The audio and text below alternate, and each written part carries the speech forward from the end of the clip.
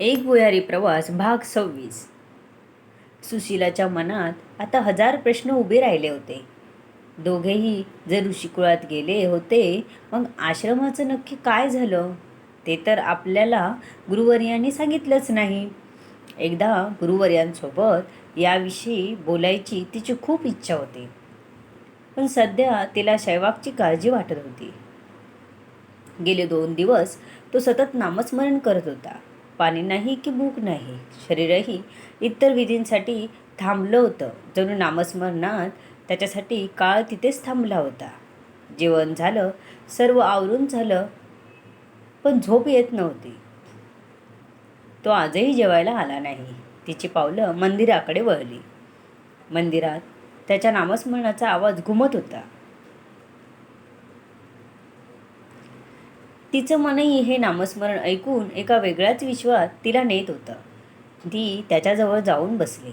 तिला तीव्र इच्छा होऊ लागली की शैवाकला हात लावून उठवावं, जागा करावं नामस्मरणातून. मनात विचार आला की शंतनू ऋषिकुळातून आपल्यामुळेच परत आला. आता त्याला पुन्हा कुठल्या अडचणीत टाकायचं नव्हतं. ती थोडा वेळ बसली. शैवाकसोबत नामस्मरण करायचा प्रयत्न करू लागली, पण तिला ते जमत नव्हतं. तिला पुन्हा त्याला हात लावून हलवायची इच्छा झाली. आता ती त्याच्याजवळ सरकली आणि हात लांब केला. त्याला हाताने हलवणारच इतक्यात तिचा हात कोणीतरी पकडला. तिने वर बघितलं तर लीलावती होती. लीलावतीने तिचा हात धरला आणि तिला मंदिराच्या बाहेर घेऊन आली. गुरुवर्य संभाव्य धोका ओळखून मंदिराच्या दिशेने आले होते, पण लीलावतीला जाताना बघून ते बाहेरच थांबले. आता सुशीलाला हात पकडून बाहेर घेऊन जाताना बघत होते. गुरुवर्य मनात त्यांच्या गुरुवर्यांचे आभार मानत होते, कारण आज शैवाक खूप जवळ होता ऋषिकुळात पुन्हा स्थान मिळवण्याच्या. अशातच जर सुशीलाने त्याला हलवून जागा केलं असतं तर तो कितीतरी पटीने मागे पडला असता, किंवा मग त्याला पुन्हा ऋषिकुळात जागा मिळणं कठीण झालं असतं. कदाचित कायमसाठी मुकला असता. त्याची आधीची तपश्चर्या जेवढी झाली होती त्याच्या दुप्पट तपश्चर्या होणं गरजेचं होतं, ती एकाग्र होऊन. कारण सहजासहजी काहीच मिळत नाही. शैवाकला तर ऋषिकुळात जागा हवी होती, ती सहज थोडीच मिळणार होती. आणि पहिली मिळाली होती, त्याच्या चुकीने ती गेली होती. त्यामुळे त्याला त्याची भरपाई करणं गरजेचं होतं, आणि त्याने ती केली होती. सध्या तो त्या बिंदूच्या अगदी जवळ होता. म्हणूनच गुरुवर्य धावतच आले होते मंदिरात. त्यांची या जन्मीची मेहनत वाया घालवायची नव्हती. पण तेवढ्यात तिथे लीलावती पोचली आणि तिने सुशीलाला हाताला धरून बाहेर आणलं. ती सुशीलाला कुटीत घेऊन गेली. तिला थोडा रागच आलेला. मला काही नाही सांगते, पण मनातून ती शैवाकसाठी काळजी करते. तिने सुशीलाकडे रागात पाहिले, पण तिचा चेहरा बघून तिलाही दया आली. तिने सुशीलाला जवळ घेतलं.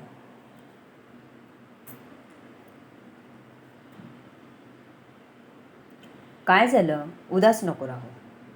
असं कोणाच्याही जपाला खंड पडू नये. आपल्याला पाप लागतं. लीलावती तिला समजावत होती. आई, गेले 2 दिवस काहीच खाल्लं नाही. आजचा 3रा दिवसही झाला. सुशीला थोडं नाराजीनेच म्हणाले. हो, पण गुरुवर्य आहेत ना, त्यांना आपल्यापेक्षा जास्त काळजी आहे. जर का शैवाकसाठी काही अडचण असेल, शरीराला त्रास होणार असेल, तर तुझ्या आधी त्यांना त्याची काळजी आहे. लीलावती सुशीलाला समजावत म्हणाली.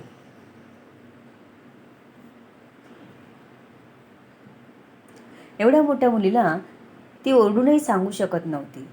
शैवाक आता ऋषिकुळात जाण्यासाठी लागणाऱ्या तपश्चर्येच्या अगदी जवळ होता. विघ्न येणार होते. गुरुवर्य तिथेच उभे होते. आता एक विघ्न होता होता राहिलं, पण शैवाकला मात्र त्याची काहीच खबर नव्हती. असं म्हणतात ना, जेव्हा आपण देवाचं नामस्मरण करतो तेव्हा आपल्याला देव संकटातून वाचवतो. त्या संकटाची आपल्याला चावलही लागत नाही. सहवागच्या बाबतीतही तसंच होतं. तन मन धन समर्पित करून सर्व माया लोभ मोह विसरून तो त्याच्या सद्गुरूंची भक्ती करत होता. मग त्याला तरी कोणतं संकट अडवणार होतं? ते संकट त्याच्यापर्यंत पोचण्याआधी सद्गुरू त्याला नाहीसे करणार होते. आजची रात्रही शैवागची नामस्मरणात गेली. सगळे शैवागची वाट बघत होते. आलेला तेव्हा तर कुणालाच वाटलं नव्हतं की शैवाग इथे थांबेल. पण म्हणतात ना, आले देवाजीच्या मनात इथे कोणाचे चालेना.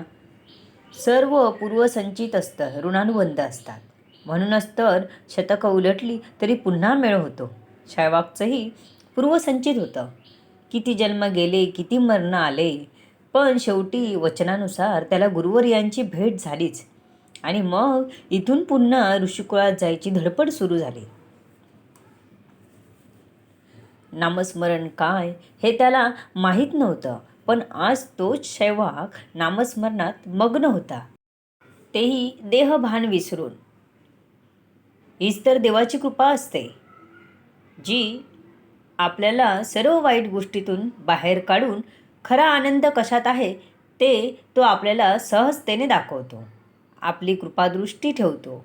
गुरुवर्य म्हणजे काही साधेसुधे नव्हते, पण त्यांनाही विधातानुसारच चालावे लागले. त्यांच्याकडे शक्ती होती, पण सगळ्या गोष्टींवर ते ताबा मिळवू शकत नव्हते. कारण सर्वांहून एक वेगळी शक्ती कार्यरत आहे, जी सर्वांना चालवते. ती शक्ती आज गुरुवर्य, त्यांचे ऋषिकुळातील गुरुवर्य सुशीला, विजय, नेहा आणि शैवाग यांनाही चालवित होती. गुरुवर्यांना काही गोष्टी समजत होत्या. त्यातून वाचण्यासाठी जप सामर्थ्य महत्त्वाचं होतं. म्हणूनच ते जास्तीत जास्त नामस्मरणावर भर देत होते. ते काही सरळ ऋषिकुळात घेऊन जाऊ शकत नव्हते, पण त्यासाठी लागणारे प्रयत्न करायला सांगत होते. येणाऱ्या संकटाचा सामना कसा करावा हे सांगत होते.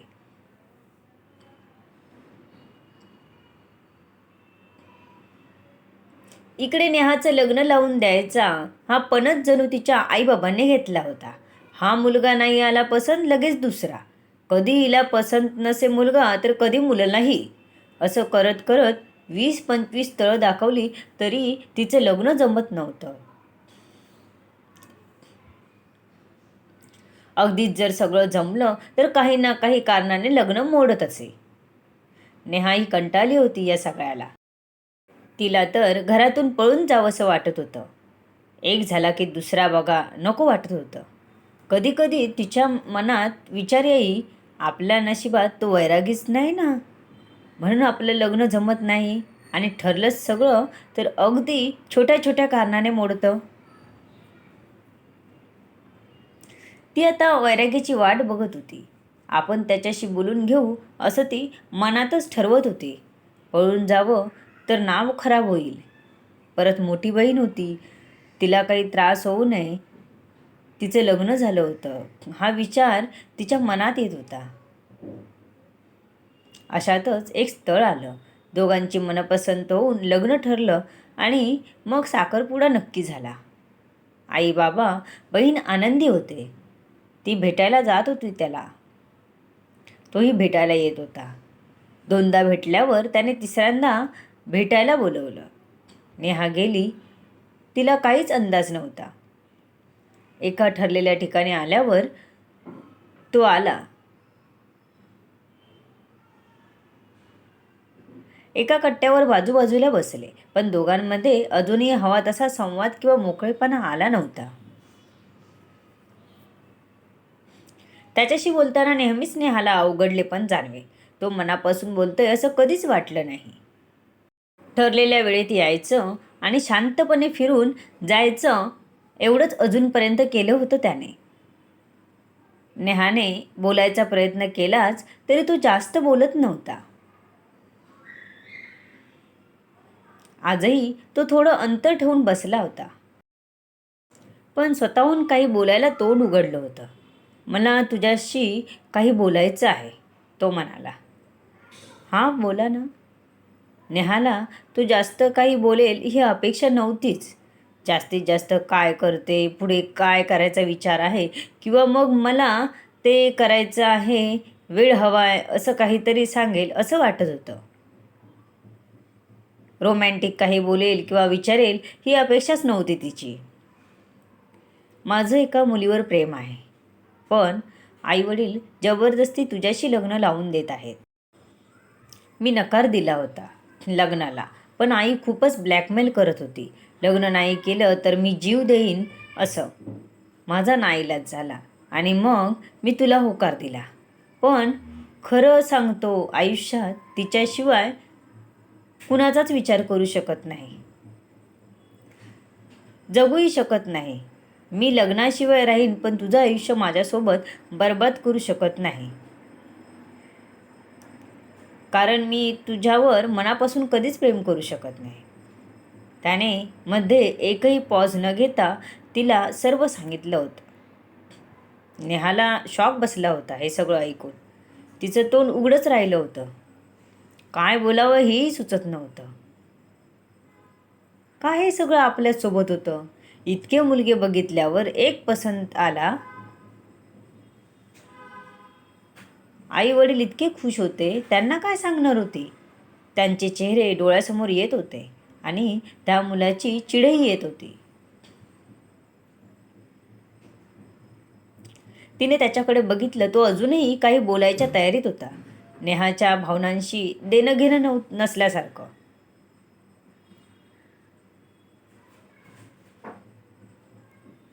तू तुझ्या आईबाबांना सांग ना की मी तुला पसंत नाही म्हणून. आपण हे लग्न मोडू, तो म्हणाला. नेहाला खूपच राग आला होता. आता तिला तो कंट्रोल करणं शक्य झालं नाही. तिने पुढे होऊन एक कानाखाली ठेवून दिली. गालावर हात ठेवून तोही शॉकमध्ये बघत होता तिच्याकडे.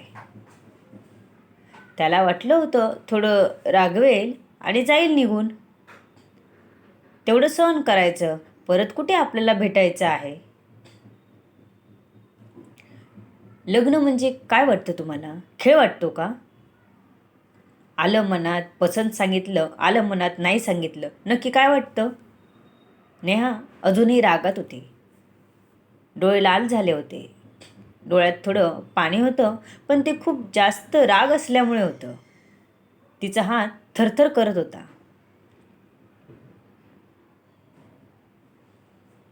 काय सांगू घरी जाऊन? लग्न मोडून आले म्हणून? सोपं वाटतं का हे? घरी सगळे आस लावून आहेत, त्यांच्या आशा आहेत. ते काही नाही, घरी ये आणि स्वतः सगळं सांग, नाहीतर लग्न करून घरात येईल आणि तुझं जिणं मात्र मी हराम करेन. तिची रागात बडबड चालू होती. तो अजूनही गाल चोळत होता. मग मात्र तिला पाणी प्यावंसं वाटलं. मंदिर होतं जवळ, तिकडे गेली. तो आला तसा निघून गेला. मंदिरात गेल्यावर माठातील थंड पाणी पिऊन तिच्या जीवाला शांती वाटली. ती थोडा वेळ बसली मंदिरात आणि देवाजवळ जाऊन ती त्याच्याशी भांडत होती. का का असं केलंस? काय बिघडवलंय मी तुझं? शैवाकवर प्रेम करत होती, त्याला तू माझ्यापासून दूर केलंस. त्याच्या आईवडिलांना दुःखी बघायची वेळ आली. आईबाबांच्या इच्छेखातर स्वतःला तयार केलं. जे आपल्या नशिबात आहे ते स्वीकारू म्हणून पुढे जायचं ठरवलं, तर लग्न जमेना आणि जमलं तर काय म्हणे माझं प्रेम आहे दुसऱ्या मुलीवर. का का माझ्यासोबतच असा तू वागतोस? आता नेहाच्या डोळ्यातून गंगा जमुना व्हायला सुरुवात झाली होती. मगापासून धरलेला धीर सुटला होता. राग जाऊन काळजीने जागा घेतली होती. कारण सत्य लपणार नव्हतं. त्या मुलाविषयी काही वाटलं नाही, कारण त्याच्यासोबत बंद जुळलेच नव्हते. पण आता आई वडिलांना काय सांगणार? त्यांचा अपेक्षाभंग झाला होता. देवा, मला योग्य तो तूच मार्ग दे. घरी कसं जाऊ हाच प्रश्न होता तिच्यासमोर. तो तर निघूनही गेला होता. आज विजय पुन्हा बाहेर आला होता, तेच वैरागी रूप घेऊन. त्याने सगळीकडे भ्रमण केलं. आज मनोमन ठरवून होता, त्या मुलीच्या घरी चुकूनही जायचं नाही. तो एक मंदिर पाहून त्यात थोडा वेळ बसण्यासाठी आला. आता ऊन तापत आली होती. याआधीही तो 1-2 वेळेस मंदिरात येऊन गेला होता. त्याला थोडा वेळ विश्रांती घेऊन पुढे जायचं होतं. तो तसाच मंदिराच्या पायऱ्या चढत वरती आला. मंदिराच्या गाभाऱ्याबाहेर कोणीतरी मुलगी बसली होती. तो येऊन 10 मिनिटं झाली तरी तिच्यात काहीच फरक पडला नव्हता. तो जाऊन माठातील पाणी प्याला आणि तिथेच मंदिराच्या कट्ट्यावर बसला.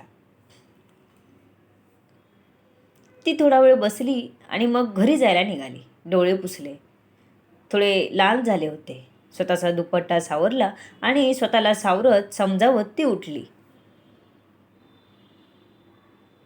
आईबाबांना काय सांगायचं यासाठी एक एक शब्द जुळवत होती. ती मागे फिरली आणि तिची नजर वैरागी वेशातील विजयवर पडली. तिने नजर फिरून पुन्हा अविश्वासाने त्याच्याकडे पाहिलं. आपल्याला भास तर नाही ना झाला? हा त्या दिवशीचा वैरागी आहे की आपल्याला आता दिवसा पण स्वप्न पडायला लागले? तिने स्वतःला समजावलं.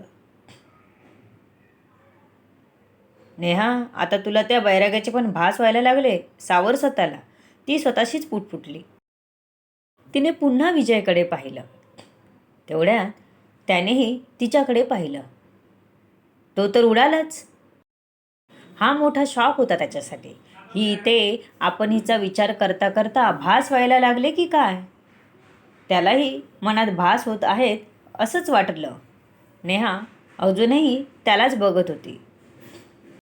दोघांची नजरानजर झाली तशी दोघांनी नजर फिरवली, पण पुन्हा एकमेकांकडे बघण्याचा मोह त्यांना आवरला नाही.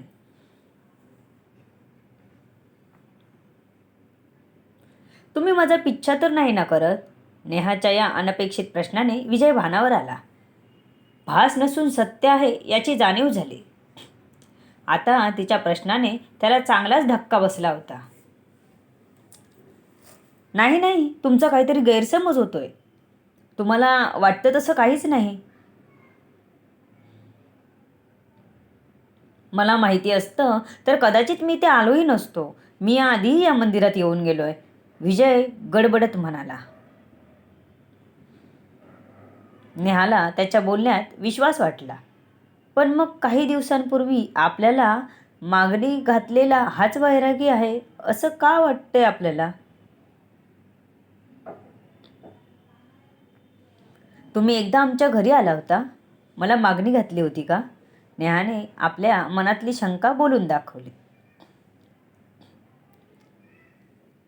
हो, ते खरं असलं तरी मी तुमचा पाठलाग करत नाही, हे तितकंच खरं आहे. आपण भेटतोय हा निव्वळ योगायोग आहे. मलाही माहीत नाही तुम्हाला पाहता क्षणी तेव्हा काय झालं होतं, पण मी बोलून गेलो. विजय आपली बाजू मांडत होता. त्याला मनात धाकधूक होती की आताही कशी वागेल आपल्याशी. अंदाज तर येतच नव्हता.